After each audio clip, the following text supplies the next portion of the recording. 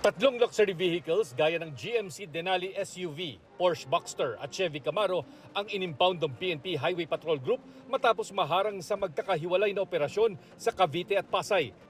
Ang pulang Camaro nasita sa Cavite noong September 6. Walang maipakitang lisensya o registration papers ang driver nito. Noong September 4 naman, nasabat sa Pasay ang GMC SUV at Porsche na masyado raw mababa ang bentahan at walang valid authority mula sa registered na may-ari.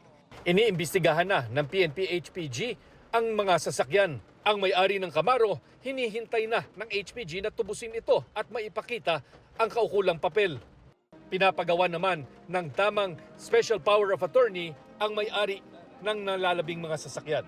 Pinagagawa naman ng valid na special power of attorney ang may-ari ng GMC SUV at ng Porsche Boxster.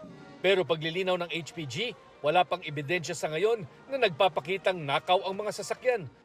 O kung may kinalaman ito sa mga investigasyon sa mga nasasangkot sa maanumalyang flood control projects. Nagiging aggressive lang yung HPG na sa mga bentahan, sa mga dumadaan, if there's some violations, lalo na if it is luxury cars. Natanong din ng HPG kung iniimbestigahan din nila ang mga luxury vehicles ng ilang opisyal ng gobyerno na sangkot sa maanumalyang flood control projects. Inuunahan na namin sila para pag nagtanong, ito yung nakuha na naming detalye. And we are doing it right now. In fact, right now, may mga tinitingnan na kami. Sir, kaya minomonitor ang mga bentahan dahil may possibility na i-dispose na nila? Yes, that's correct. Kaya nga nakuha yung tatlo dahil dyan sa monitoring na yan.